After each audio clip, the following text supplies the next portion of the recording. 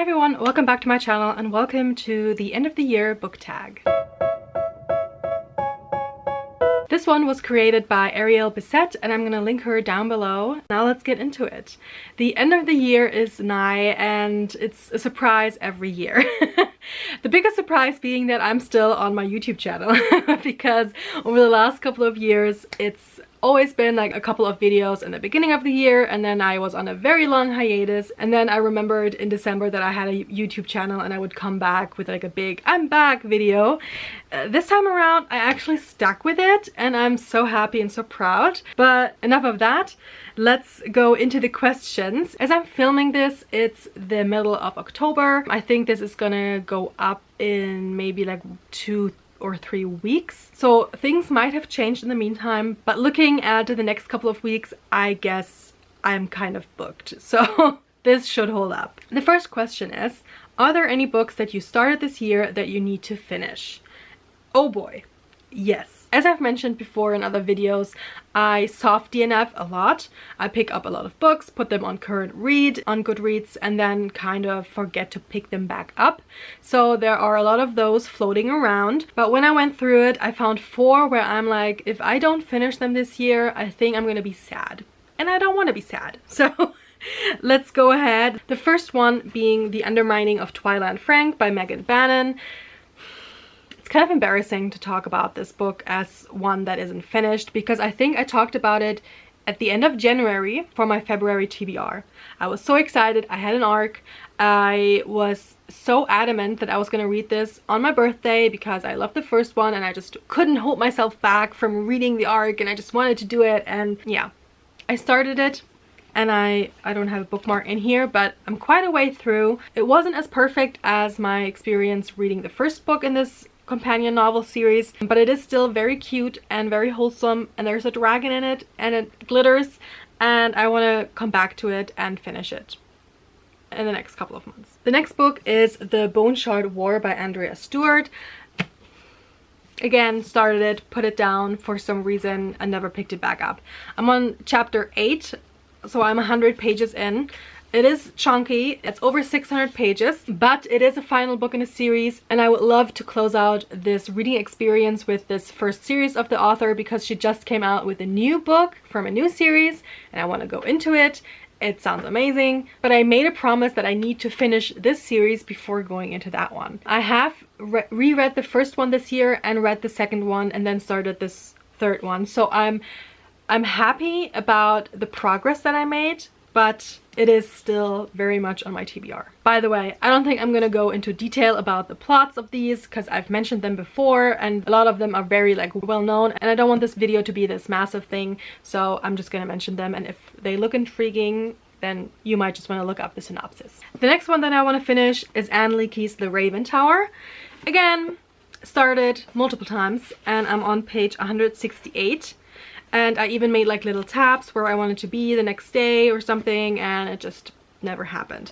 This has such a unique writing style that it took me a while to really grasp what kind of story it wants to tell me. But I am very intrigued because there is like a mystery behind it, and I just want to know why the way it's written was chosen. Very like political, but also it has a very like unique look at celestial beings and gods and everything. And the last book that I want to finish this year still is Handbuch für den vorsichtigen Reisenden durch das Ödland by Sarah Brooks. This is the German translation of The Cautious Traveler's Guide to the Wasteland.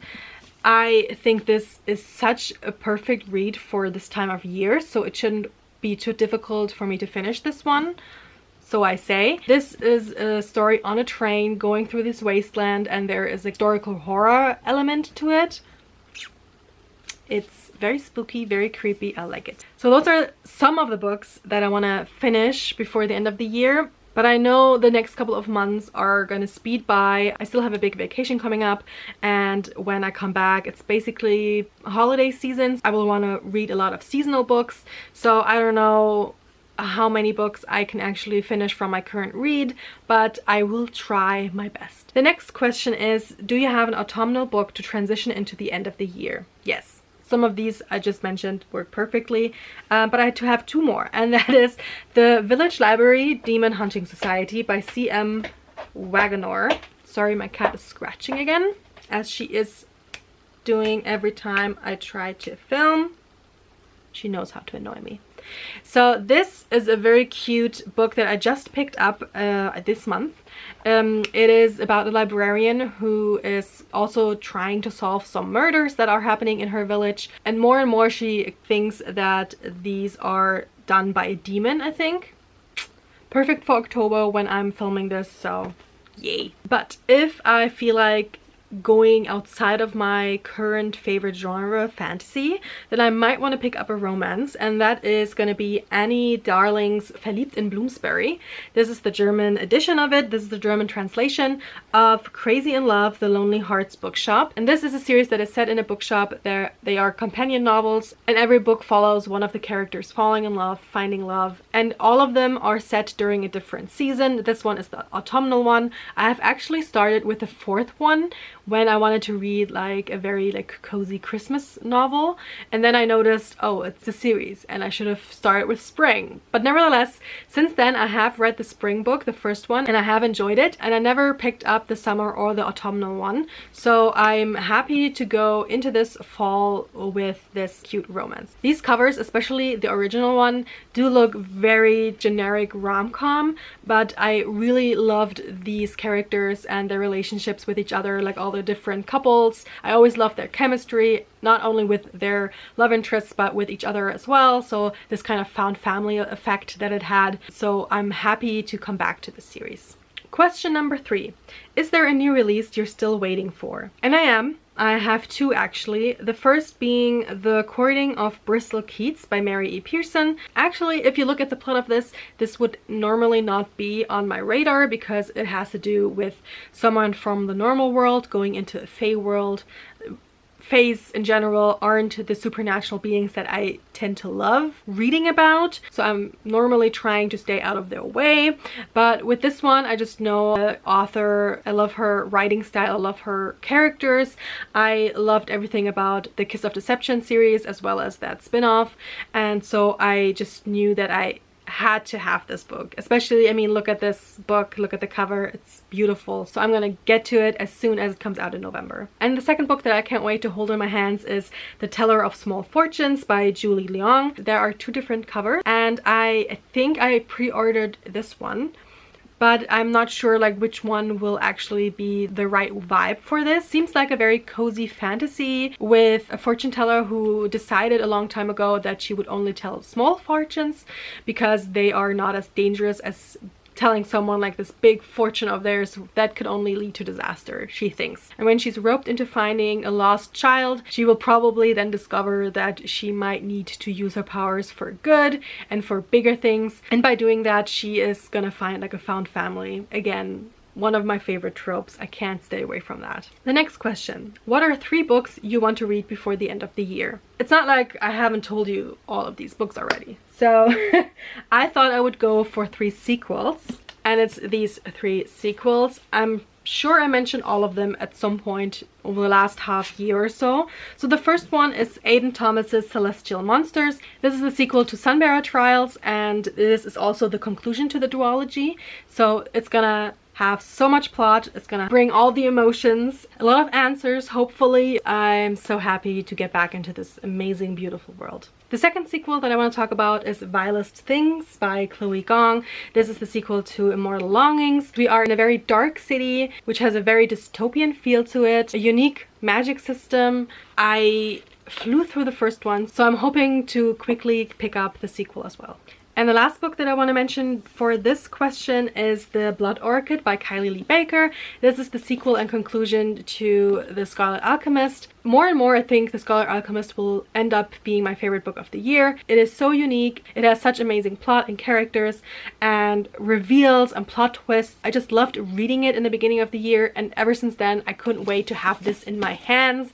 And now I was kind of mad that when it arrived that I had some other reading to do beforehand, so this might actually be read during the next couple of weeks. If not, then when I come back from vacation, but actually this needs to be read right away. I just need to have all the answers. If you haven't read any of the first books in these series, please go check them out. They're amazing. YA, both of these are adult. I love all of them. Can't wait to get back into all of these worlds. By the way, sorry about the lighting. It's dark outside. It's fall, y'all. The next question is there a book you think could become your favorite book of the year? And I know the original question is that you think could still shock you and become your favorite book of the year, but every time everybody's explaining if you're putting it on the list, it's not going to be surprising anymore. So I'm just going to go with a book that I think could become my favorite of the year, and I have two options, so hopefully I'm right about one of them. Actually, it could also be any of the 3 sequels that I mentioned before, but of course I didn't want to have any repeats, so I went with The Sky on Fire by Jen Lyons and The Tainted Cup by Robert Jackson Bennett. I've heard great things about both of these books. At the same time, I haven't heard too many people talk about them, so I'm still very excited, and I'm gonna go in knowing almost nothing about these, except that in this one there is a man search for a young girl who was supposed to be killed a long time ago but escaped, and there are dragon and dragon riders, and I mean, look at this cover. Awesome. And in this one we again have a murder mystery wrapped in a fantasy world. I don't know anything more than that, and that's the way I like it before going in. This just looks so atmospheric. I love this cover. I loved it from the moment I saw it, and I wanted it, and I got it, and now I just need to read it. I mean, come on. And the last question is, have you already started making reading plans for 2025? No.